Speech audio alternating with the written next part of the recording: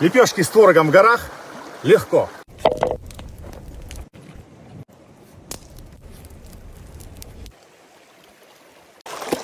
Творог я использую от компании Амиран.